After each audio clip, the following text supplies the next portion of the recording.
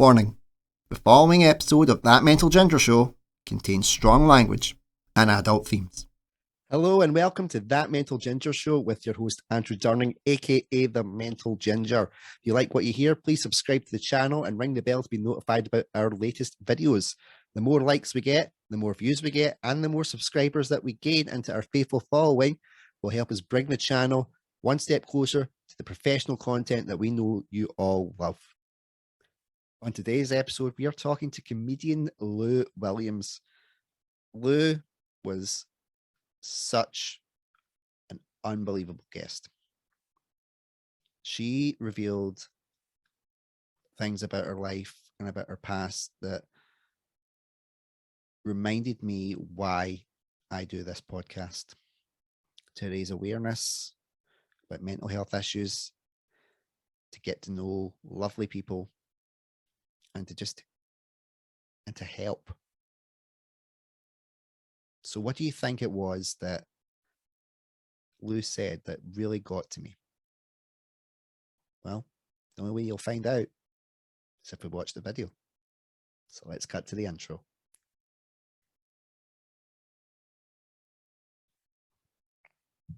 All right, troops.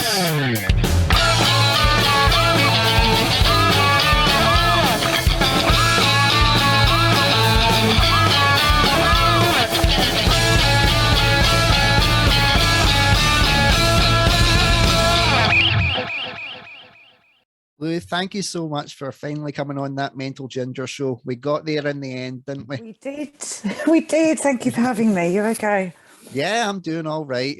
Plodding on. I've got a fresh haircut. I'm all good. Thank you. Did it myself. Yeah, that's what happens when you're in COVID. You just brush up on your old skills, of how to essentially look like a neo-Nazi. Just what we need in the current climate. Yeah. Now, by the time this goes out, we'll probably all be nuked and destroyed. So you never know. This could be like the remains for the cockroaches and the Twinkies to watch. It's very worrying, isn't it? Yeah. I'm just one of those ones where I'm like, I'll block it out. Well, I'll just try and keep putting the smiles on people's faces by being an idiot. It's what we do best. That's it. Indeed. Well, one of the things that I like to get my guests to do to start off is to tell us their origin stories, because if there's one thing we've all got in common, we all have an origins. So, Lou, for my faithful followers, please tell us your origin story. Right. I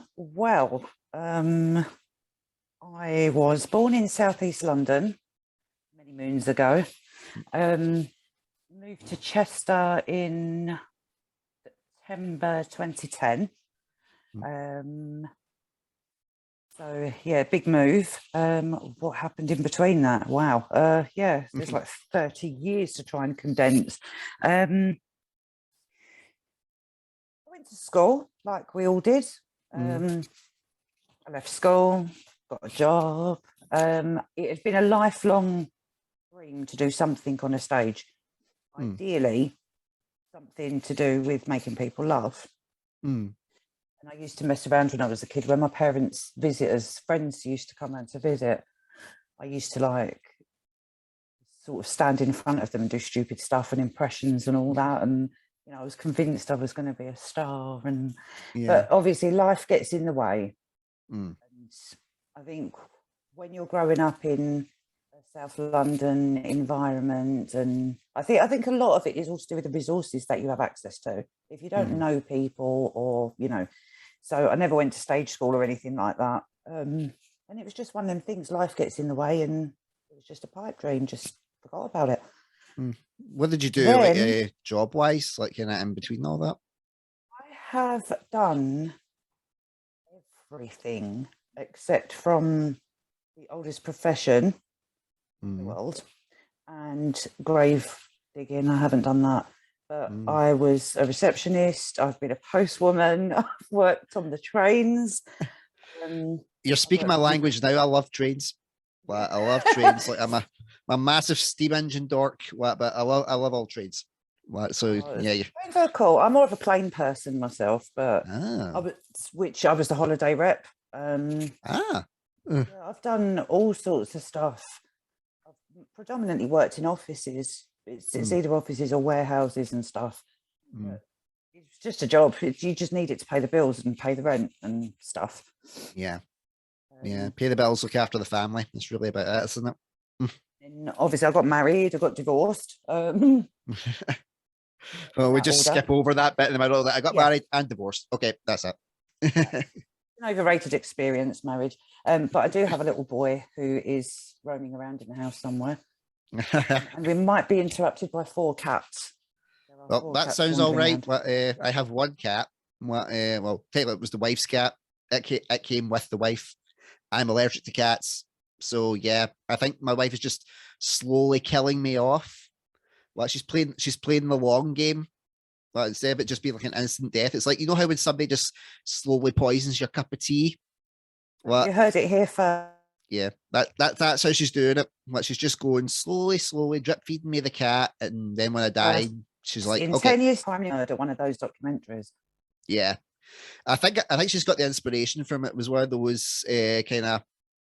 It was a program that was based on real events. That was a woman that was poisoning like all her husbands and all her kids because then she'd get their insurance premiums. What? So when Alison many a time. Yeah. So when Alison finds out I can't get insurance because of my mental health, she is gonna be pissed. Oh dear. Oh crikey. Yeah. Mind you, though, I mean, what's the point in, because they'd always catch you. Oh yeah, definitely. Good and well having all that money, but you can't spend it in prison. So yeah, can't spend it in prison. Can't spend it when you're dead. So why not? Well, live life, be happy. Yes. So yeah, it's been a bit of a nothing outstanding. I've just been I don't consider myself anything special at all. I'm just plodding through life. But then an incident happened after my divorce. It affected me quite badly, and it was exactly 3 months to the date that I did something really silly. All right. Well, you don't need to say it on here if you don't want to. I'm not gonna fish for that. That's only if you feel comfortable. Pretty evident. I don't want people to be guessing. I did take an overdose. But obviously I'm still here to tell the tale. Yeah, I've been there myself. I've done that too, quite a few times. But something that's always that interests me from the morbid kind of macabre way. But what was your method? Was it pills? Was it alcohol? Was it a combo of both? Was it? You want the exact recipe? I can give you my exact recipe if you want. Okay, I washed down 30 tramadol with a glass of Bailey's. Wow, mine was an open bar. And 16 paracetamol and 6 ibuprofen. That was mine. Yeah. Did you have to go to the hospital to get checked over afterwards, or? Well, to be honest, looking back at that day, I remember everything I did up to a certain point. And after a certain point, I remember nothing. But it turns out I didn't realise that somehow either my phone rang or something happened, and I don't remember answering the phone or making a call. Don't remember.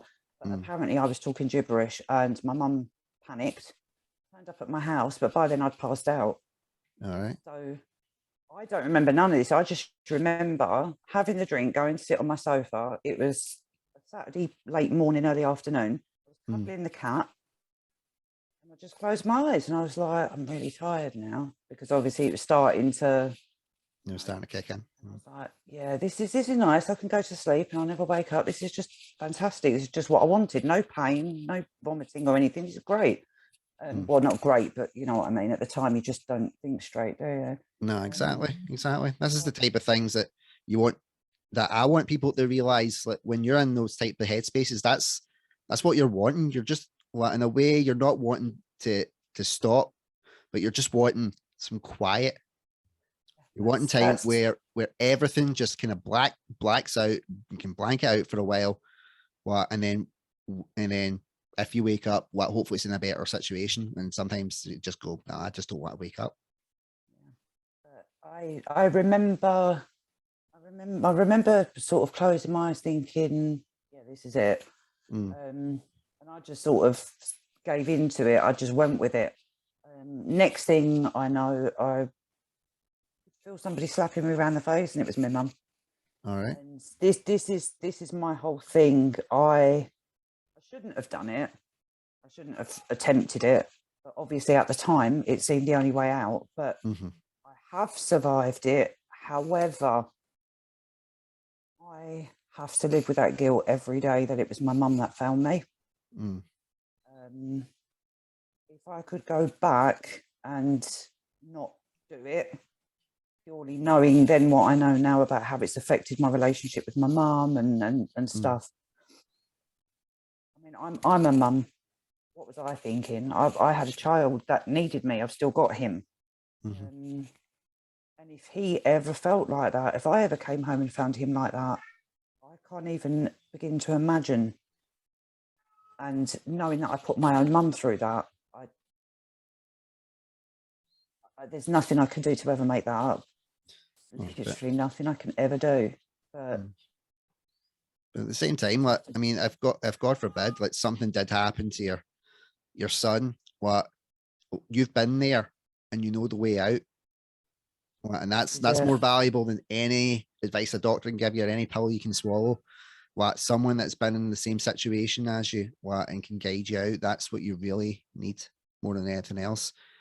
And full power to you. What, not only have you you've done it, you survived it, and you're in a better place now. What, and things seem to be going better for you. So in a way, I understand why you would want to take it back if it was your mum that found you. I mean, it was the police that knocked down my door, and my mates that came in, and I had to get taken to the hospital and sit there for 5 hours and get examined and stuff like that. And I feel guilty about that. But at the same time, that was like the low point that I knew I needed to get to try and claw my way back out. So as much as people will say, could I go back and change it? At the same time, I don't think I would.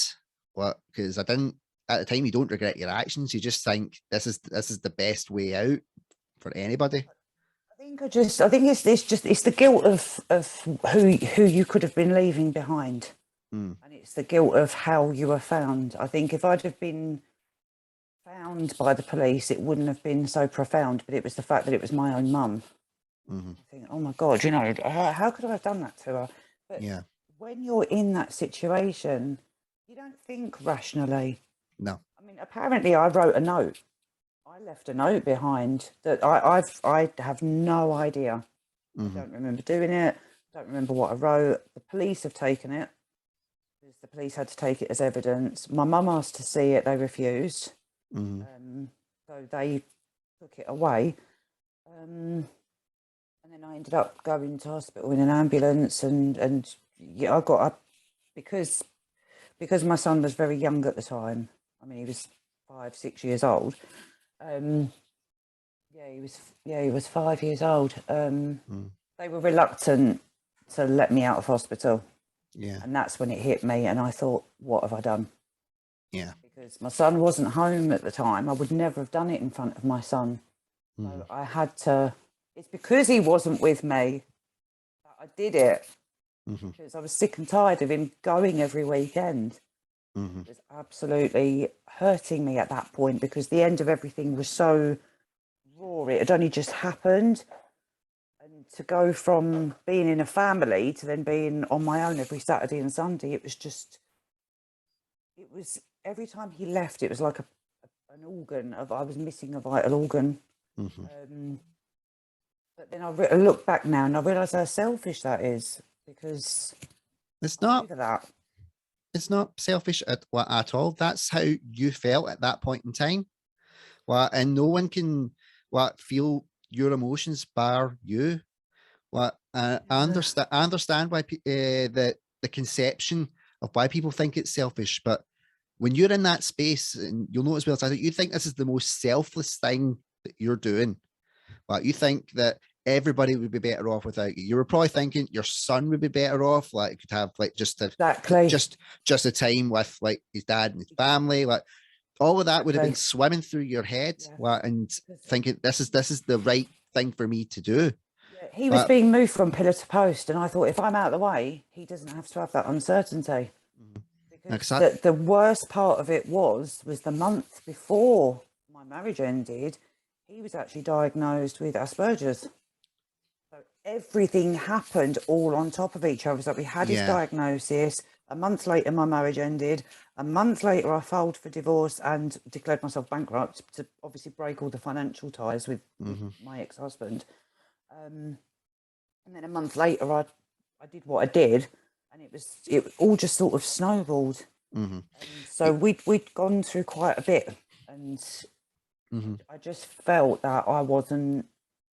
I just felt he deserved better than me as a yeah, parent. been there.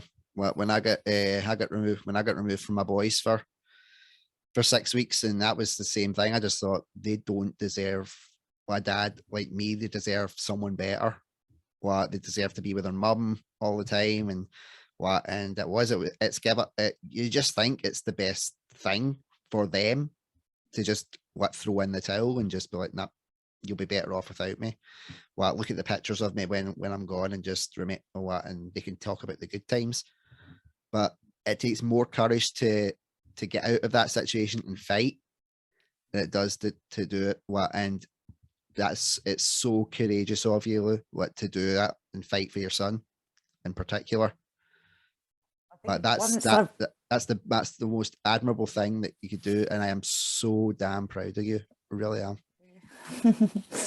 Oh, don't, you're going to set me off. I think once I realised that I was okay, once the doctor sort of said, what were you thinking? You're okay. We've managed to get everything out of your system. Just rest now. I really wanted to go for a cigarette. And I thought I was just in normal A&E. Yeah. I wasn't. I didn't realise. And I was actually in a locked ward. And I wasn't allowed to go out for a cigarette on my own because they thought I might run away. And I was like, I'm not going to run anywhere. I just need a cigarette. And they found a security guard to escort me outside. So me and this security guard, we went out for a cigarette. And I was as sick as a dog. I was literally like the girl out The Exorcist. It was awful. And that was the most painful thing, because I was like that for 36 hours afterwards while everything was coming out my system. And then once I realised, I was like, okay, I'm still here. I can't stop vomiting. Why didn't they just let me die? Because this is worse. I hate vomiting. But once I got over it, and I was released, I was allowed to go home that night, but I wasn't allowed to go home alone. I got released into my mum's care.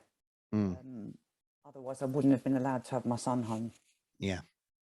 So yeah, I had that as well when I got removed from my kids, and it was they're like, when they said you're a danger to yourself, because I'd had previous trying to commit suicide before, I was like, well, that's normal. That's like an average Tuesday for me.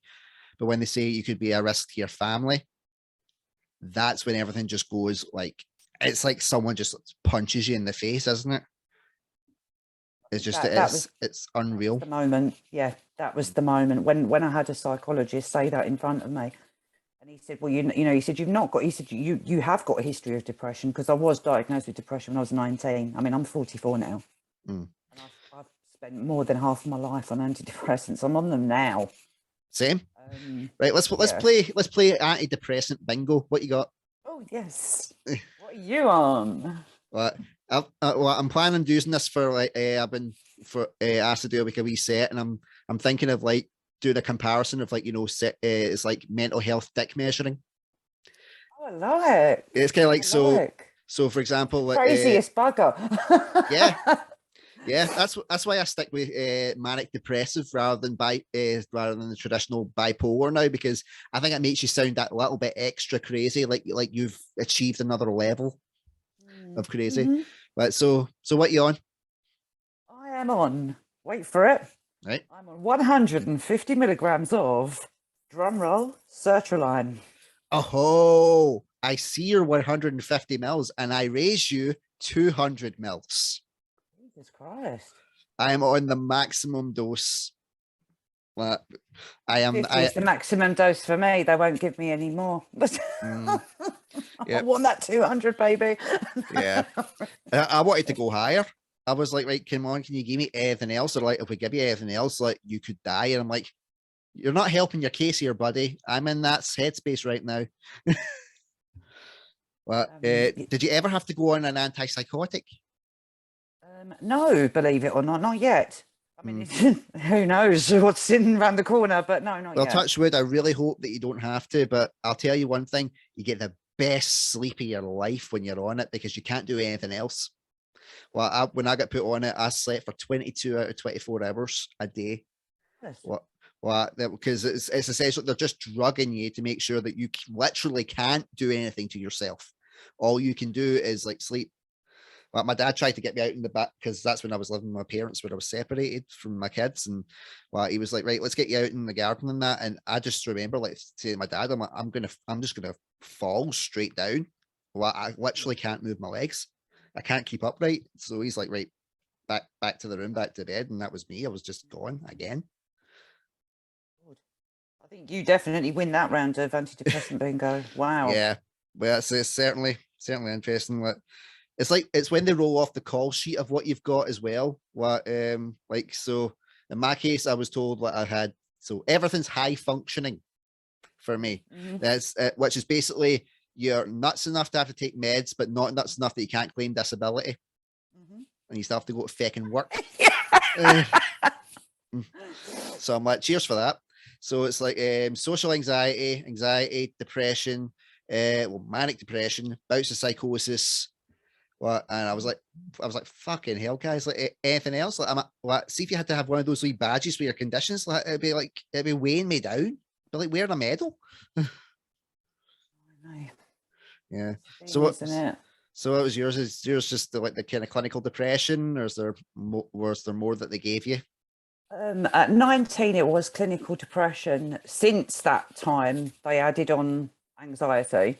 I'm like that anyway. I'm the sort of person that worries when I've got nothing to worry about. Yeah, definitely. Much if everything's going good, I can't enjoy it. I'm just like, it's gonna go wrong. I better not get too complacent that everything's good because somebody up there hates me. It's all gonna go to shit. Do you think you've got to have something to keep you ticking over like constantly? Because if you stop, that's when everything kind of sets in. I did. I've because of obviously it happened in 2014. I mean, that's what 7-8 years ago. It'll be 8 years in the summer. Yeah, I was 2013, so we were on the same path. Okay, so it took time. It took time to get myself out of that mindset. Like, I've been released to my mum's care. I'm not allowed to go be home alone until the psychologist phones me. They wanted to do a phone conference with me. Once they established that I wasn't going to do it again on the phone, they said, okay, we'll let you go home with your son. So I was only away from my house for 3 days. It was no biggie. It's still what 3 days can feel like 3 weeks if you're separated from your kid.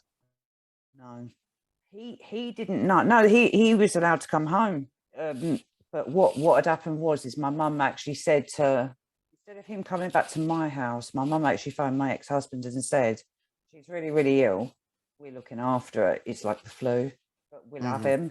So we were both staying at my mum's so she could keep an eye on things. And that's how we got round it. Because we didn't want him knowing at the time, because my mum was scared, because my mum thought, Christ, if he finds out she's tried to kill herself, he might go for full custody. And if he wins, then she was concerned that I would just do it properly the next time, which if I lost him, I would. Hand on heart. No matter how strong I'm feeling, if something happens to him, for me, that's it, because he is my life.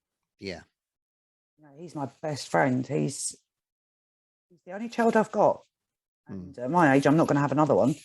So this is it, you know. We're like a double act. He is my right arm. If something happened to him, for me, there's no point. There's just no point in carrying on my life if I lost him. Yeah. So once I got out of all that mindset, and I was home, and I started to get a bit better day by day, and whatever. And then I decided, I thought, right, what am I going to do? I need to do something so I don't end up in this position again. And I was seeing the doctor quite often and stuff. And then I thought, I don't know what happened, but you know, when you sit there and you think back over everything that's happened, and I was like, I didn't die.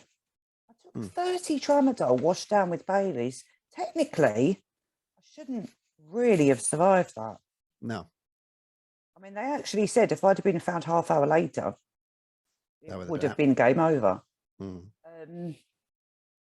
I sort of sat there and I felt like I'd been given, I thought my time on here is not done. And I thought I felt like I'd been given a second chance. So I sat down and I thought, right, what did I want to do when I was a kid? What's my bucket list? What's all the things I wanted to do before I died of natural causes later on in life? And one of them was travel more. So I did. I went to Iceland. I saw the Northern Lights. I was so waiting for like the punchline because you're a comedian. I went to Iceland. I got some chicken dippers. No.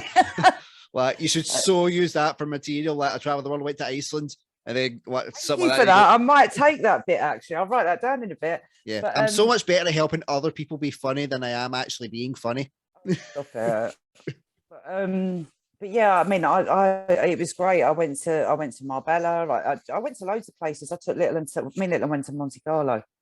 So, oh wow! You know, he spent his 7th birthday in Monaco. How many 7-year-olds do you know that can say that? Yeah. You know, and I had to starve to get him there. I didn't eat for 3 weeks to make sure I had enough money to get him there. I fed him, but I just sacrificed everything so I could get him there for his birthday because I wanted him to have the best birthday ever after everything he'd been through. Yeah, that's what you do for your kids, isn't it? Anyway, you do, yeah. So it sort of got to that point, and I was like, well, I wanted to travel, so I did that. And then I was like, well, what else did I want to do? And I was like, I always wanted to get on stage. And then I started to, I started to look into it. And at the time I was on Twitter, so I was following like different comedians, and I was sort of trying to reach out, like, how do you get into this? And I didn't know anyone. I didn't know who to contact. And obviously the professional TV comedians, they're not going to reply to my tweet. No way. So my tweets were just going ignored, and then eventually I could see like other comedians that I'd never heard of, so I'm assuming they were open mic or you know not up there. So I started to follow them, and eventually someone actually gave me a cohesive, decent reply on how to get started, and that person was Sarah Lloyd, who is with Nia Lloyd Williams, and they both run Real Comedy Club. And she was like, well, why don't you come to our Real Comedy Club on this particular date? She goes, you can see how it all runs. And I was like, yeah, I might just do that. So off I went on my own. He was at his dad's for that weekend, so I went out the Friday night, went to Real Comedy Club, watched all the comedians. Ash Preston was emceeing that night. It was a really good night. And I was like, yeah, this is well cool. And Sarah had said to me, if you want, I'll give you a gig in December. Now, I went in June. Halfway through the show, she comes over to me, taps me on the shoulder, and she went, you're not doing December. She said, you're on next month. Now, the show's going on. She whispered that in my ear. And I'm like, I can't turn around and go, what? Because someone's on stage. Looked at her and I was like, and she was like, so she goes off, and at the end of it all I went up to her and I was like, what are you doing? And she's like, look, if you wait till December, she went, you're not going to do it. She said, but I watched you walking here tonight. She said, you came and found me, the way you introduced yourself to all the comedians, the way you've gone and tried to network with them, the way you've tried to spoke to them, the way you tried to get to the front. She said, I can see you've got the desire to do it. She said, and I want to give you a chance. She said, but I know that if you wait till December, you'll talk yourself out of it. I was like, so from 6 months to write and learn a set, I've got to do it in 4 weeks. And she went, let's get home and get writing then, hadn't you? And I was like, I could kill you right now. So I went home And I was like, what have I done? I can't do this. I'm not ready for this. All self-doubt, all, you know, the stuff that we all go through. And it got to the day I'd written a set.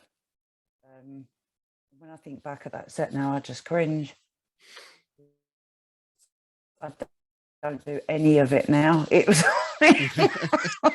so I did my first set, and I was like, I had it all written down. It got to the day, and I was like, right, okay. I've checked Google Maps. I know what time I need to leave. This is what I'm going to wear. I'm going to do this. You know, I really geared myself up for this, and then I had to go to the toilet. Yep, the PSJ, the pre-show jobby. 6 hours later, there were 20-minute breaks in between. 6 hours later, I was quite a big shareholder in Imodium at that point. I couldn't drive. I was a mess. So my neighbour, who is a really, really good friend of mine, she's wonderful, my neighbour. My neighbour and her husband said, well, look, we're going to come and support you because you haven't told anyone. So we're going to come and support you. So they came, they drove me home. They stayed in the audience. You know, they laughed in case nobody else did, that kind of stuff. I was a nervous wreck. But do you know what? It went, I'm not going to say it went really well, but I did it. I got over that fear. And then I had a gig booked for about 3-4 days later, and I was, everything was fine. I was like, yep, done it once, do it again. And I ended up on the toilet for 4 hours this time. That's not bad. That's 2 hours down. Yep. Third gig was the same, but I dropped it down by another 2 hours. And now I've ascertained that if I don't eat after midday on gig day, I will not poop. I never got to that level. Like even when I didn't poop for like a day, or like I won't eat, I'm not going to eat for like a day before I go on stage. Like when I was doing my acting and stuff, well, there was always something that would have to come out of my body, and I'm like, why do this to me? And more importantly, there's other people that feel the same way, and they've got to go in the toilet after me. And I'm like, dear God, the smell. No, I can't do that to my fellow performer. So at the end of the day, I was like holding it, waiting. I'm like, so everybody okay? Everybody been for the PSJ? Everybody all right? Right? Good, because I really need to go. It's very uncomfortable when you're sitting there for that long as well. You start to realise what it's like to just be paralysed from the waist down. Right. So what was worse for you, the 6 hours pooping or giving birth? Giving birth. I had to have an emergency cesarean. That was a bit. So did Allisons. So did my wife. She had to have an emergency as well. Yeah, it was a bit trauma. I was in hospital for 5 days because I needed a blood transfusion because nothing can ever go easy. Wow. So yeah. So what was the cause of it for the? What was the sign for you that something was up? He was apparently, if I'd have carried on pushing, I'd have broke his neck because he was coming out eyebrows first. Wow. Yeah. Yikes. And I knew something was wrong. And I said to the nurse, I said, I'm pretty certain something's wrong. I said, I feel like he's in there with a flick knife. And her exact words to me were, don't be so stupid. You've never been in labour before. You don't know what you're talking about. Yeah. I was gobsmacked. I was absolutely gobsmacked. And I looked at my then husband and I was like, mate, you need to go get a second opinion. Something is wrong. I'm telling you, something is wrong. So he went and found the doctor and he said, look, just to calm her down, just to shut her up, even if there's nothing wrong, you know, come and have a look at her. So they did come and look, and the surgeon went, stop everything, get her to theatre. Well, my head spun round to this nurse and I was like, I fucking told you so, you bitch. I was fuming, absolutely raging with her. No wonder. Yeah, and again, that was another situation. I didn't realise, nobody told me. Nobody told me how critical I was. I didn't know. So I'm in hospital for 5 days thinking, okay, I need to have a blood transfusion. Didn't think why. I didn't put 2 and 2 together because I was so happy with my son.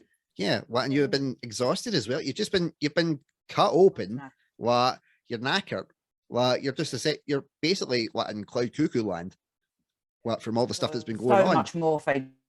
Yeah. Morphine is amazing. I was on so much more. Oh, it's beautiful. Intravenous morphine. It was just great. But yeah, oh, it's fantastic. But so I thought everything was fine. And then I went home on the 5th day. And then 2 days later, the midwife came the next day, but 2 days later, a different midwife came, and she came in, and I was sitting there with the baby, and she's come in, and like, the ex-husband let her in, and he's gone to make a cup of coffee for us both. And she goes, you look so well considering you nearly died. And I was like, nearly died? I had a baby. And she was like, what, you didn't know? And I was like, didn't know what? And I never believed in postnatal depression. Yeah. I never thought I'd have it. I always thought it was an excuse. God forgive me. I know this is the most unfeminist thing to say, but I always thought it was an excuse to be lazy and not do the housework.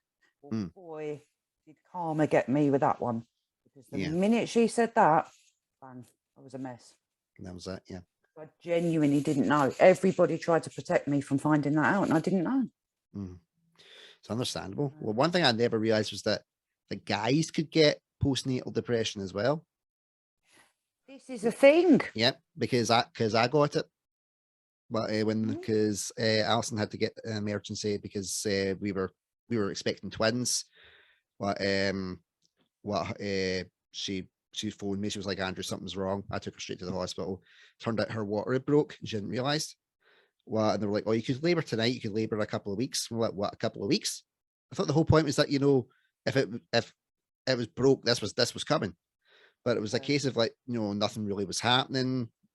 But it was like, we'll put you in the labor ward overnight just to be safe and keep an eye on you. And then Connor, his heart rate hit the floor, and it was just like, right, straight to theatre. So she's wheeled off the theatre. Like, I'm standing there, not allowed to go in because they have to wait to make sure that she's stable and the boys are stable. So before I get in, so I'm a wreck. I'm in floods of tears. And then get told, right, you can go in now. So got to see both of them coming out, and then straight to the incubator, straight to the neonatal ward. And then 6 hours of holding a bucket for my wife as she was constantly being sick because she was like pumped full of everything, as you'll know. And they obviously didn't have a good reaction to her system. And yeah, 6 weeks they were in hospital. They were in neonatal, and I spent so long trying to be strong for Alison and be strong for like my mom and dad and everybody else. I never thought of myself. And I took not just the postnatal depression, I took a bad bout of psychosis. Like I was like seeing things and thinking that the things that were happening were real when really they weren't. And I was like, what the hell is going on? It's the weirdest thing where you can't trust your own brain, or your own senses, like thinking that something's happened, and then someone's telling you, Andrew, that did not happen, and you're like, what? I'm positive. They don't call it post-traumatic syndrome for nothing, because I mean, yes, there's one born every minute, as we know. Obviously, if it was that bad, we wouldn't churn out more than one. Yeah. But now and again, you have these incidences like where the babies are in danger, or whether the mum's in danger. And it can really, nothing prepares you for that. You can read as many books as you want, watch as many films you want, nothing prepares you for that. No, definitely not. I remember being pregnant, and I remember talking to my mum going, what's it like when the waters break? And her experience was completely different to mine. So I'm waiting for it to happen like she told me to. But when it did happen, I didn't even realise. I thought I was actually wetting myself. And I was walking around the hospital going, they've left me in pain. I'm going to pee all over their floor. But little did I know. Yeah, I was being a right cowbag because I'm such a diva when I'm in pain. I was. That made me toughen up a little bit. Yeah, it was the same with Alison. Alison just thought, like, she wasn't able to kind of. It was like every time she went for a pee, there was a little something extra afterwards, and she's like, "That's not normal for me. Like, I've been doing my exercises and all that kind of stuff." And I gotta give it to Alison. Like, how you hear the horror stories about women when they're pregnant. She was not a horror story, and she was carrying 2, and she's very light of frame. So she was brilliant considering. Like, she was absolutely brilliant. The only thing was that, like, she snored like a charging rhino. Well, it was Relate to that. yeah. I can relate to that. But I was okay with it. Didn't bother me, especially when but she didn't believe me. So one of the nights I actually recorded her snoring and played it back to her. Well, and she was like, "What is that noise?" I'm like, "That's you. I now know how you feel when I'm snoring. So I'm very, very sorry. I will sleep on the couch more," and I do. I've had this. Yes, I've had this. So your children, the twins. Yeah. How I take it they'll- everything's okay, and Yeah. How old are they now? They'll be 4 in April. Well, yeah, they're brilliant. They're brilliant wee guys. I love them so much. We identical, blonde hair, blue eyes. So, like, you know, for all this that's going on, Putin's got perfect fascists right there. But they're pre-made, ready to go. But no, I absolutely, I love them so much. Like, but you know, those first couple of years were just rocky. Like, you know, between my psychosis and then having my massive breakdown and being separated from them when they were 2, and I just thought, my life's done. I can't do this. Like, I can't be the dad I want to be to them. But I was putting so much pressure on myself to be, you know, the perfect dad that everybody talks about. The one that's like, you know, he's tough, but he's sensitive. Like, he's kind, but he's hard. And you're like, you know, all the oxymorons and all the redundant stuff. And then it just took me to realize it, and everybody's like, you're a good dad. You just can't see it. And it took me 2.5 years. It took me like 3 years where I realized, I'm okay. And that's all I need to be. Just need to be enough. That's it. That's so. I mean, there are times when I feel like maybe I'm not enough. Like now we're on half term, and I sit there and I'm like, "Are you bored? Are you bored hanging around with me?"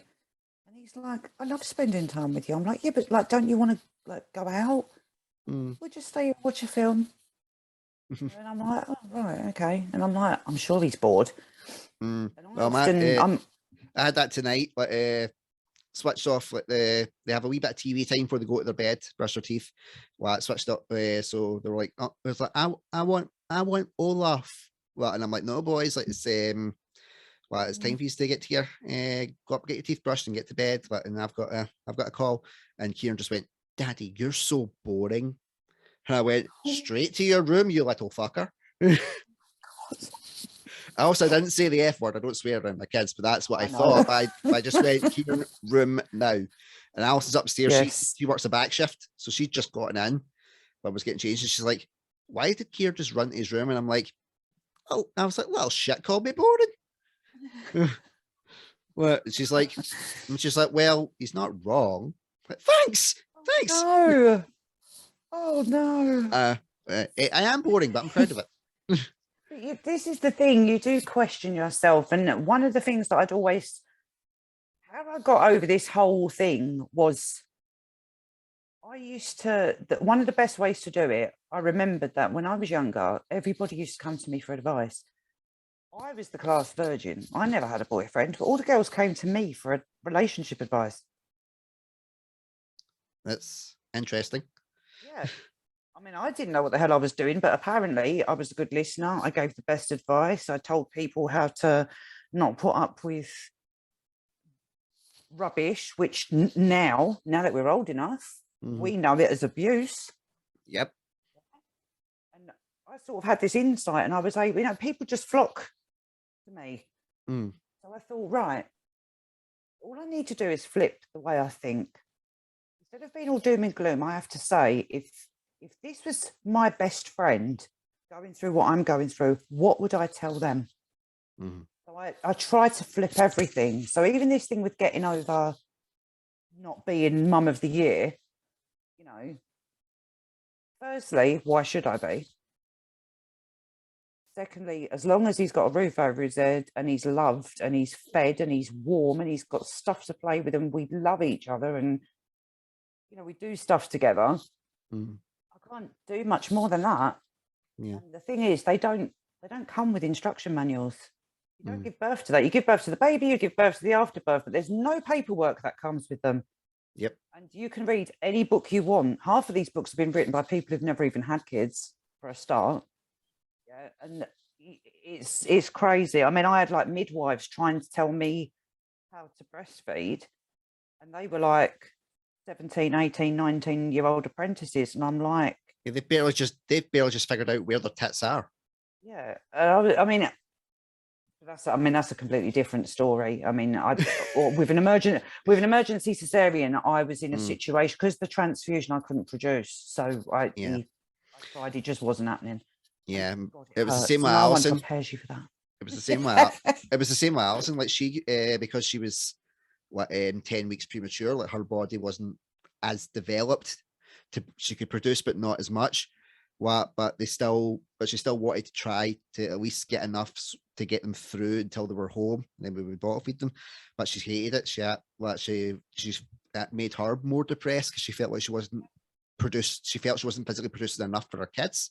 And I'm like, you're up every night, every time. Like you're basically hooked up to, because she grew up on a dairy farm. She knew exactly what was going on. Well, she knew. So she knew what she was like. And interesting. This is so interesting you say that though, because again, no one told me about the repercussions of what happened that I wouldn't be able to produce milk. Mm-hmm. In fact, I didn't find out until I moved to Chester and met my new GP.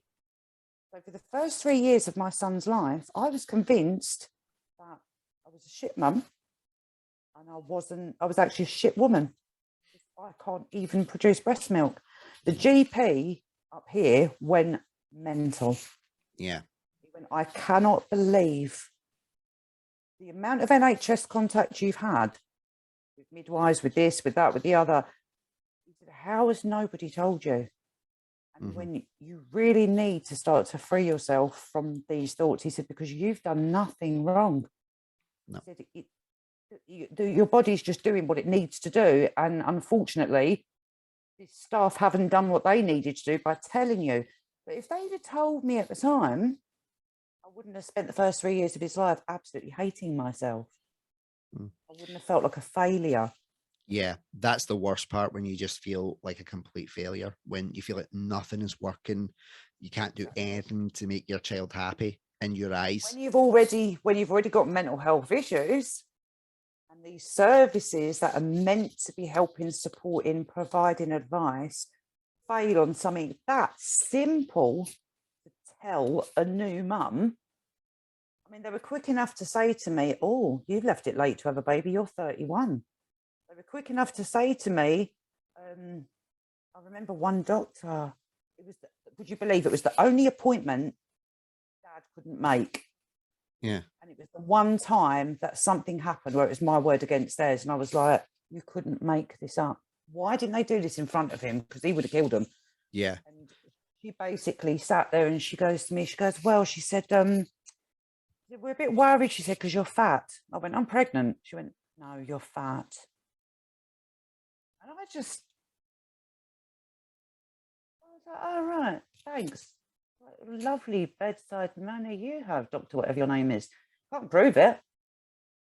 But if you just slapped me around the face immediately after, I wouldn't have felt it. That's shocking. Yeah. On so many levels. Well, first of all, we'll start with, you were 31 and you got told that you were old to be a mum. Alison was 35 when she had the twins. Wow. Because she's 5 years older than me. Wow. Yeah. Toy boy. Best way to be. Best way to be. She'll be 40 this year. Well, but I love it. It's like, because she looks younger than me. She's the one that gets ID'd. It's brilliant. But yeah, no, she's absolutely amazing. And it's just what. So she was 35 when she had the boys. Those kids are thriving and they're absolutely brilliant. Nothing to do with that. I was told, well, you're at risk because you're old for your first one. And I went, hold on a minute. I said, can I just make a point? I said, if I'd have been 16 or 17 and bowled in here pregnant, what would you have said to me? You just said, you're too young, you're throwing your life away. Why don't you consider adoption or abortion or this, that, and the other? You would have talked me out of going through with it because I was still a child. Now that I've had a bit of a career, now that I've actually lived a little bit, and now that I've got a bit of experience behind me and I feel mature enough to have one, if I'd have had a baby at 20, God knows where we would have ended up by now. Yeah. So, I was still massive baby myself. Mm-hmm. But you know, now that I'm older and I'm more responsible, and I'm like, I thought that would be a good thing. And she's like, yeah, but health wise, and she's like, obviously you smoke and you're fat. And I was like, well, actually, I was smoking, but I got right down to 2 a day. And the only reason why I was still smoking 2 a day is because of the boss I had, because I worked right up to 39 weeks, whatever it was. Yeah, because Alison worked until I think it was her 30th week. She had 4 days maternity, and then then the emergency section happened. So she had 4 days of her maternity leave, and then it was just like thrust straight into your new mum. That was it. I had such a nuisance of a boss that if I didn't go out for that cigarette, one of us would have ended up out the window. Because it's really weird, because I got all my maternity leave and I decided to not go back. Brilliant.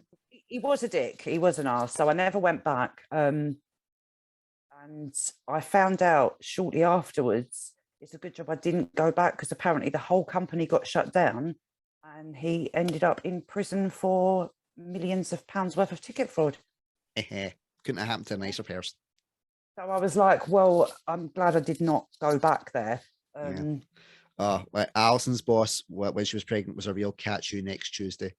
Well, so I remember I was decorating the boys' room, so I was painting and decorating, and it was a really bad snowstorm, and Alison couldn't get to her work, so she phoned her boss to let her know like the snow was 2009. By any chance? This was 2018. Wow. It was 2018. Right, so she phones her boss, says, "Oh, sorry, yeah, you did." Sorry. I know the big storm you were thinking of, though. Well, yeah, that was fun, living in that time. But yeah, so we had quite a big snowfall, and Alison wasn't feeling confident about driving to her work, especially with her being pregnant as well. She phones her boss, and her boss says, your nearest site is only a mile away. Do you think you'd be able to walk it, couldn't you? What if she falls over? What if she slips? Exactly. Because I heard her going, I don't think it'd be wise for me to walk in this condition. So I heard that, and then I just shouted, "Give me that fucking phone!" She's like, "I've got to go. Andrews just needs bit of help with the boys' room. Bye." Well, it wasn't with the boys' room because we didn't know what the sex was, but it needs help with the nursery. Because I was like, I'm gonna fucking kill her. Yeah. See, mine was the other way around. My boss didn't want to pay my maternity leave in the beginning. Wow. He actually said to me, he said, if I'd have known you were going to get pregnant, I wouldn't have given you the job. I said, if I'd have known 2 years ago that I was going to get pregnant, I wouldn't have took your fucking job. Yeah. And it got to the point where one day they were really giving me shit, and my ex-husband just turned up. And I just heard the door go, and he literally booted his way through the office door, and they all ended up in the car park, and there's pregnant me having to hold these 2 men apart. I was like, and all the other offices were all looking out the window at the drama. I was like, oh, this is so cringe. What must this look like?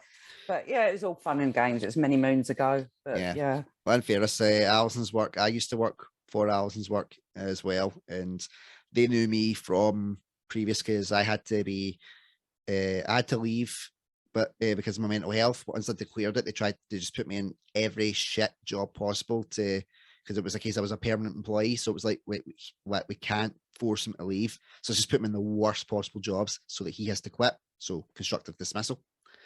But Alison's boss was someone that I'd worked with, and she knew at that point I was not very mentally stable. So yeah.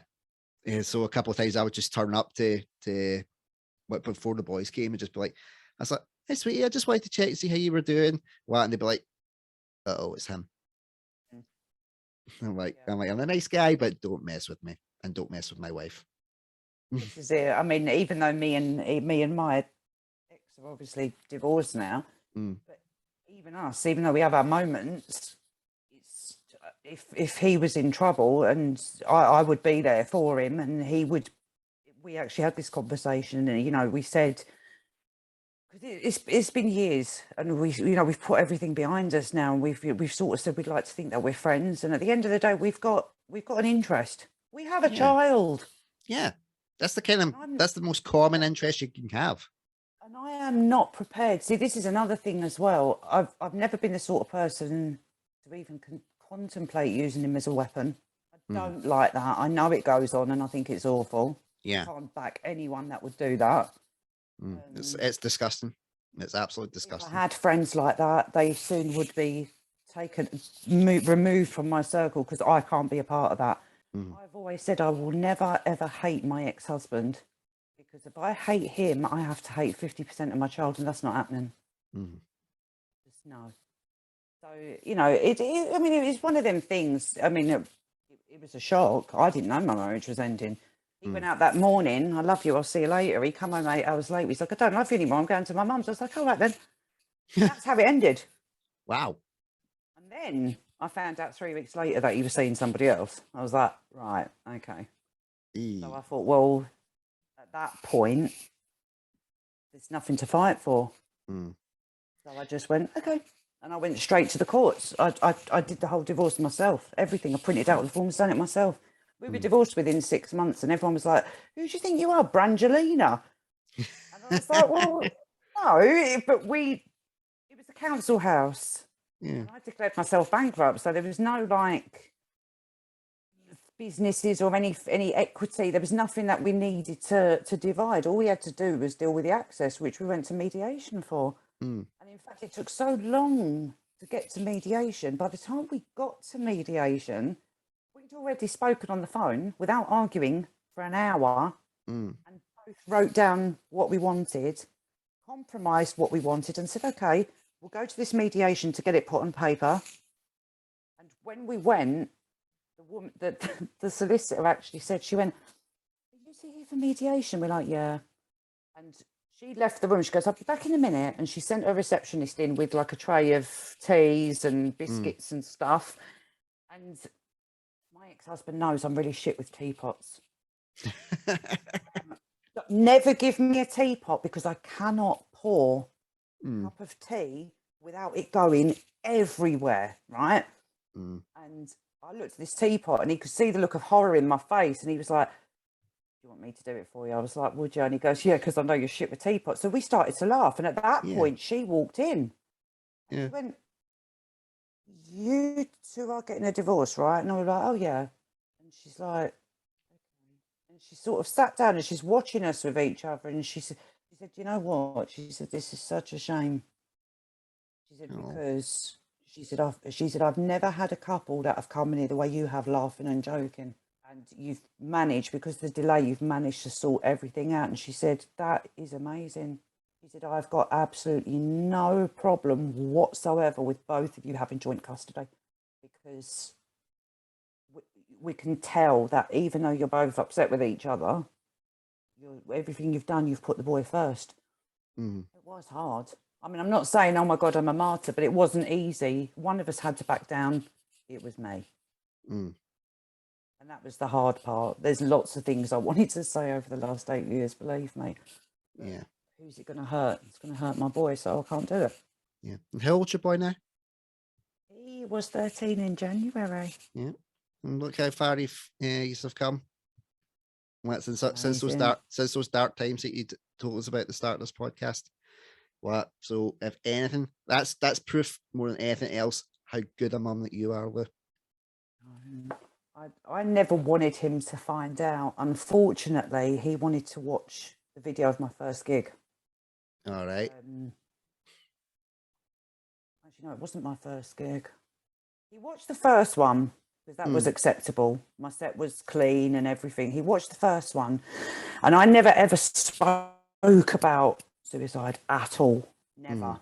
And then on World Mental Health, whatever day is it, World Suicide Prevention Awareness, I can't remember the acronym. Yeah, there's a Suicide Awareness Prevention Week, I think. There's that, and then there's different mental health days as well. Like, they're kind of spaced out throughout the year, so it can be a bit confusing, because you've got women's mental health, you've got men's mental health. Then This you've got, was like, the World Mental October. Health. This was October 2019, and I'd done. Yeah, this was my 23rd or 24th gig. Yeah, that'll be Mental Health Awareness Week, I think. Yeah, and I was like, so I did this gig over in Birkenhead for Tom Furlong. Yeah. And Yeah, he runs a really good night. Yeah. So I went and did that, and I was like, right, because it's World Mental Health Day, and I was changing my set. I was trying to add bits in because I was getting bored, and I thought, well, if I'm not laughing at it, how could I expect other people to? So I was just messing around, and I thought, right, maybe I can do a bit of the mental health angle. And one thing led to another, and I ended up talking about the suicide attempt. I've actually turned it into a bit. Yeah. And my son asked to see the video, and I was just about to, because it didn't register in my head, and I stopped. I had to stop. And I was like, actually, you can't watch that one because Mummy swears too much. I don't swear at all. But I had to, you know. Then, last year, I jumped on a gig at the Brett Fest for Mike Barker. Yeah. And because it was early, my son was allowed to come with me. So I took him to the pub with me. Yeah. And because I thought, well, he's 12 now, he's going to be 13 soon. And I just did my set. And I looked at him, and he looked at me, and I just carried on. And he sort of sat there looking at me. And when we left, he went, that was a joke, right? And I looked at him, and I went, no. I said, I think you've got a right to know. If the world knows, but you don't, there's something wrong. I'm going to have to be really honest now and say to you.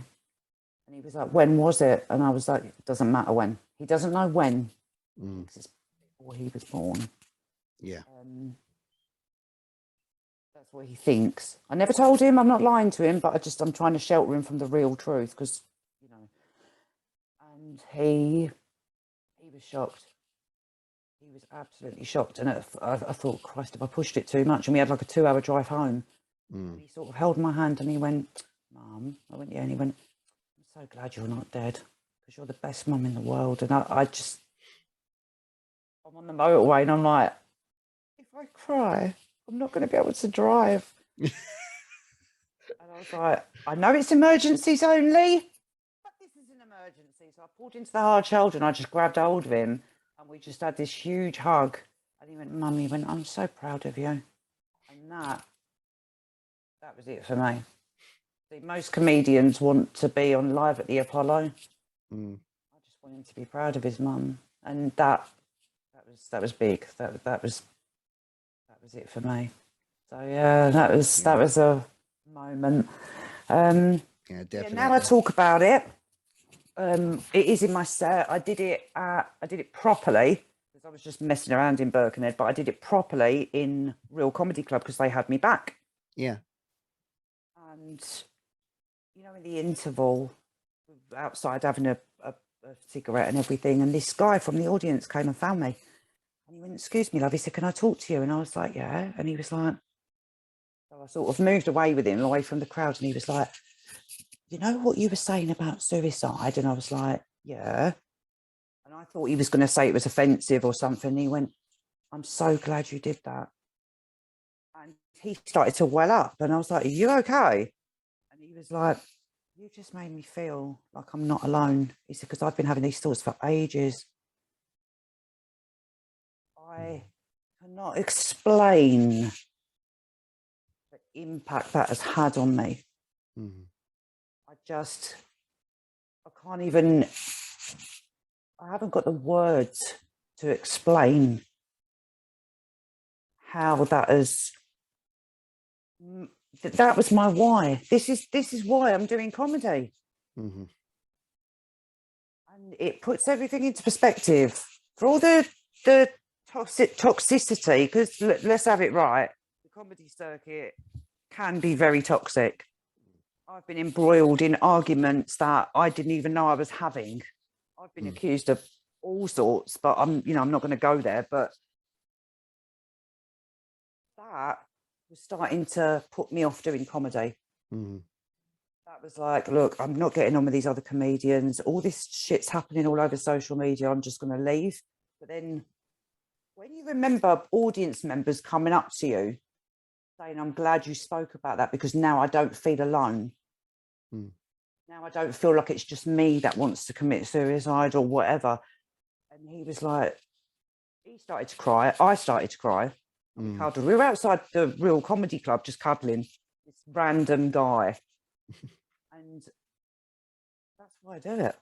Yeah. Because yes, I want to make people laugh. I want to entertain you, but it's not just about getting a cheap shot laugh. No. If what I'm doing gets people thinking, and by me doing what I'm doing, you don't have to end it. If I had to give anybody advice, you don't have to. Just look at me. It's not the only way out. You don't have to do it. And if you do it and survive, you don't have to dwell on it. You can turn it around. I have bad days all the time. I've got some bloody good ones as well. And I wouldn't have had them if I'd have died. So, you know. Well, you've answered my final question. What? Yeah. But you've answered it for me. The one piece of advice for anybody struggling with mental health. You've answered it. What? I'm knackered now. No wonder what what you've been. I know it's a tried and trod thing where you say, "Oh, you're so brave," or "You're inspirational," and all that stuff. And I've had guys go, "I fucking hate when they say that," but everybody has those moments where they need to be brave and they need to, whether they like it or not, inspire people. And not only have you been brave talking about everything that you've been through, what you're putting it into your sets, and you're getting people coming up to you and actually help, hearing the words that your stuff is helping them. That's why people do stuff like that, and it's why I do this. It's so that it makes people know they're not alone, but it will also normalize it a little bit. Everybody thinks they're a fuck up. Everybody thinks that they're useless. Everybody thinks that they're shit sometimes. And if they say that they don't, I'm sorry, you're a fucking liar. Well, everybody has those dark thoughts and those bad moments, but it's whether you decide to keep going or not. And everybody thinks, you just have to fight, No, sometimes you have to give in. And sometimes you just have to go, I need help here. And it's not weak. If anything, that's a greater strength. And yeah, I've got nothing but respect for you, Lou, for everything that you've done, and everything that you're continuing to do. Wish you nothing but success. And I may not be able to get to hear that from a fellow comedian means the world as well. It's not just about the audience; it's about others. You know, no, I'm not technically a comedian. I'm just a really, really shit podcaster. I just get on and go, right, hey guys, come on and talk about stuff, and then I'll occasionally rip into you, and then people might think it's funny. But yeah. But what I'm hoping, I'm one of these people as well. I don't forget where I've come from. Yes, I've moved to Chester, but I'm a Londoner. I'm a South Londoner. I've never lost the accent. Listen to me. I'm a South Londoner. I sound like I should be on EastEnders, even though I'm from South East. Yeah, my pub. But like Ricky, but you know, and I just think to myself, whatever happens, I like to be accessible. I don't want to be in a position where, don't come near me, I'm a comedian. Don't speak to me. I love when audiences come up and talk to me, because very, very quickly, because obviously I appreciate we've been talking for quite a while, and I'm sure you've got more pressing things to do. No, I have to sleep. That's the only thing. And you know what that's like when you're a parent. Sleep is precious. Well, I'll be very, very quick then. I had a gig on the Bonfire Night last year, the studio in Widnes for Jed Jarvis. Yeah, I did that. Great gig. Oh, lovely gig. Anyway, I did that, and I was again. Part of the set is, yes, I survived, but I've actually damaged my short-term memory. So I can remember long-term stuff, but I could write a set now, and then in 5 minutes' time, I've forgotten what I've written, which is really difficult when you're on stage trying to perform. So I've made a point of incorporating all that, because there are times that I have to bring a notebook onto the stage, or I have to refer to notes, and I thought, how can I do this without looking awkward? Put it in your set. Make the notebook a prop. That's what I've done. And again, I did what I did, and I went outside for a cigarette, and there was a threesome. There was a group of 3. There was 2 lads and this girl, and they were just gorgeous, lovely, lovely people. And this beautiful girl, beautiful, stunning girl, she come up to me and she said, "Can I just say to you," she said, "that thing you were talking about," she said, "about your memory loss," she said, "I've seen comedians do stuff about suicide," and she goes, "and it's all the same," she goes, "but you did it in a different way," she goes, "you were dead real," she went, "I really like it." I was like, that is a true story. I said, that's probably what gives it the authenticity, because it is a true story. And she's like, "Yeah, but there's more to it." She said, her mum had, I hope her mum's okay, I hope they at least had Christmas together, but her mum apparently had a tumour in her brain, and it was affecting, so she was dealing with it very recently. And she said, she said, the way you were talking about memory loss, she said, you did it in such a way, she said, "I've not been able to laugh about anything like that because she's so worried about her mother." Yeah. And she said, "But you actually really made me laugh tonight," because I could relate to everything you said. And that was just in November. And that was, what was the point of that? I've lost my train of thought. It's that short-term memory, Lou. There we go. Yeah. Yeah, God, I couldn't have timed that any better. There's a reason why I told you that story. You should put that in your set as well. Be like, oh wait, I forgot what I was saying. No, I got it. It was There we go. the point of accessibility. No matter what happens, I'm not saying I don't want to be on television personally. For my own safety. I mean, Lou Williams isn't my real name. So it's a stage name. I have to be very, very careful, because I had a stalker. So I have to be very, very, very careful. Wow. Which is in my set as well. You should really come and watch me, Andrew. You should. So I'm not in it for fame. And if you're in this for money, get out, because this is the wrong job. You ain't getting money for doing this. So do not do comedy for money, because you're just wasting your time. Yeah. I do it for love, and I do it for the fun of it. But whatever happens, if a chance came my way, I ain't going to say no, because it's my bread and butter, isn't it? It's food for him and stuff. But I want to be in a position that wherever I am in comedy, whether it's just in and out of bars, whether it's one day I might, I don't know, be on a radio show or something, whatever happens, I love the fact that the audience come up to me now. Because to me, in my head, I'm still a nobody. I consider myself a nobody. But when I get on stage and make someone laugh, and they've taken on board what I've said, and it's affected them in some way, just for that 5 seconds that we're chatting, I'm somebody. Well, it's a legacy that I'm leaving. And if anybody ever wanted to, because sometimes it's easier to talk to a stranger as well than it is you're close. So one thing I'd love is, if anybody listens to this and wants to reach out, just find me on Facebook, Lou Williams Comedy. And I never want to be in a position where I'm ignoring messages. If anybody ever wanted to reach out and talk, or just say, like, then crack on, because whatever happens, how can I forget where I came from? Because I came back from the dead, really. So definitely. Yeah, and that's pretty much the whole point of that tangent I just went off. Well, always remember, Lou, that you're definitely not a nobody. You'll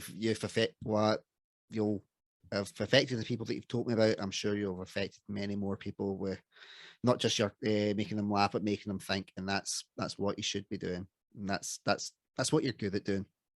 And keep on doing it. So thank you, though. This has been great. Yeah. Well, this is where we get to turn the tables round. We're coming to Hesher's favourite segment, Ask Andrew Anything. This is where, after me grilling my guests for well over an hour, we get to flip it round. You get to ask me a question. It could go very well. It could go very badly. That's all part of the fun. So do you have a question for this mental ginger? I do. Hey. I want to know. You said you went on stage, but you weren't a comedian. No. So I want to know exactly what you did and what your biggest performance was. I was an actor and I was a singer. Biggest performance? Oh, probably taking my own play out that I wrote myself.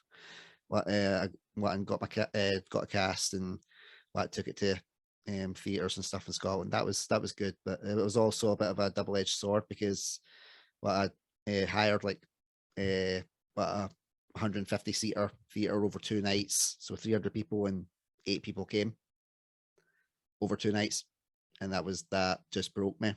Well, I felt like I'd let everybody down. I said marketing. That was me doing every bit of marketing under the sun. Well, Yeah. but sometimes it just doesn't work out, but you just got to play the hand you're dealt with. You're off. Yeah. I've been on TV a couple of times, just extra work, like Gary Tankmander, River City. It's like which is like Scottish Corrie, essentially. But so done me bits of that. Because I've not done anything really major. The major thing that I've done is this. Because I not expected this to blow up the way it has. And I'm really, really proud of it. I read that status the other day, and that's amazing. Yeah, that is absolutely amazing. It's crazy how quickly it's grown in such a short space of time. And I'm like, wow. You know, you said about turning the tables. Mm-hmm. Can I ask you something? Would you do me a little favour? Maybe one day. No pressure.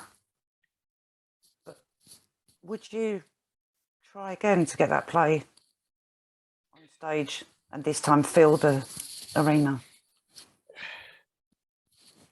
I might. The subject matter is really hard hitting.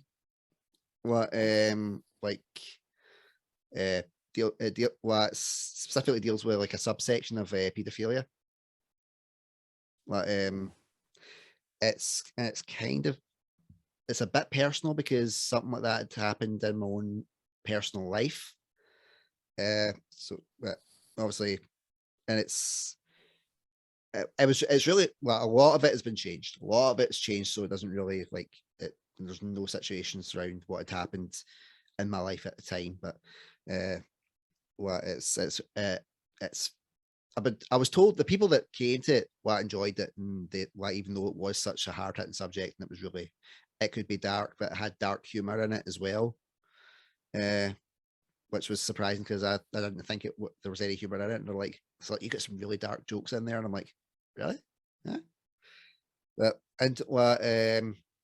Maybe one day, I'll have that confidence to do it again. Right now, it's not there.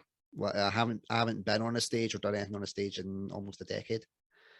Jesus Christ. Yeah. Can we make a deal then? I won't try and top myself again if you promise me you'll try and get back on stage again. It'll still be a while before I'm on stage. Especially since the boys are still so young. Whilst I'm working back shift the times that she works, any type of social life that involves an evening is out the window for me. Forget. Right, how about a compromise? If you do it, can you make sure I'm the first person to know? After your wife, of course. Well, I am thinking about doing a live show of my podcast and getting it back on a stage and doing it as kind of a like a resurrection, so to speak. So far, and I have like 20 people that are interested, so that will maybe work out 3 people going. So I need to get those numbers up first, and then I'll see. But doing like I'm doing my open mic. Time that's recording, it'll be the following Monday, so I may have died a very painful death by that point. It might have put me off, but that was purely because one of the guys I was interviewing for this podcast, he said to me, he's like, you're really funny, like you should do comedy. And I'm like, no, I tried, I died horribly. It doesn't work for me. And he was like, no, you should give it a go. And come and do mine. It's mental health related. I think it'll be great. And I just thought, I was like, I'll see. So I spoke to the wife and I was like, should I do it? She went, well, what have you got to lose? It's over Zoom. If you fall on your arse, you can just pretend there's a connection delay and just hit the off button. And I was like, true. I was like, yeah, that's true. I was like, I don't need to worry about being on a stage or die or having to face everybody that's, you know, saw me die a painful death. Like, that could work. So I thought, fuck it, I'll do it. Why not? So we'll see how that goes. Oh, that's going to be good. Well, best of luck. I mean, last night for me was my first gig back after Christmas. Yeah. Last night I did 101. My Wow. 101st gig was last night. Brilliant. And Absolutely brilliant. It's terrifying, but Mm. you know, and just to think from hitting rock bottom, I've now ended up 101 gigs into my comedy career. Yep. You've had as many gigs as some people have had Dalmatians. That came out last night. There we go. It did actually come out last night. Oh, good one. If you do it, I want to be the first to know, because I will promote the shit out of it, and I will drive to Scotland personally and sit in the front row and watch that. Oh, I may hold you to that. Oh, well, this has been a really, really great time. What I've had a lot of fun. We've been able to just like have a banter. It's the reason that I love doing this. I get to know people that otherwise I would never be able to meet, because I would be, you know, in my bed. let's be real. But you're an absolutely amazing person. Thank you so much for telling me what you told me. That's just proof that women have more balls than guys. And I say that with the greatest of respect. Thank you so much for being so open and so honest. Thank you for having me. Keep doing what you're doing. You're funny. Like your Valentine's limericks got me through that day. They were brilliant. Just keep them going. They were fantastic. I was so ill that day as well. Yeah, I know. I needed to do something. Yeah, you know the one that I'd sent you privately. I said that to another comedian before I was filming it. He went, "You didn't put that out there, did you?" And I was like, "No, I was too self-conscious." He was like, "Good, you would have died." I'm like, "Thanks, mate." That's it. I laughed. Yeah, I thought it was pretty inventive. I thought it was true for a lot of people. All subjective. One man's trash is another man's treasure. Exactly, and it made you laugh, so it did its job. Oh, this has been great. Thank you so much. No, you're welcome. It's been my pleasure. And these are the reasons why I keep doing it. Because there's many times where I'm like, I don't know if I've got the fight to keep going. I want to keep putting myself out there, but doing this, it just puts the smile back on my face and reminds me that's worthwhile, and how much I need out of my shitty day job and to be able to do this full time. And why not? The world is your oyster. Yep. Or as we say in Scotland, the world's your oakster. That's true as well. Well, until next time, my faithful followers, I've been Andrew Durnan, and this has been the amazing Lou Williams. Check her out on Facebook, give her a follow, go to her gigs. Come on, go to her gigs and see the hilarity. Because if I can't get out because I'm trapped with my kids, I need people to live vicariously through me. Go to these gigs and laugh for me. So until next time, my faithful followers, take care, stay safe. Bye-bye.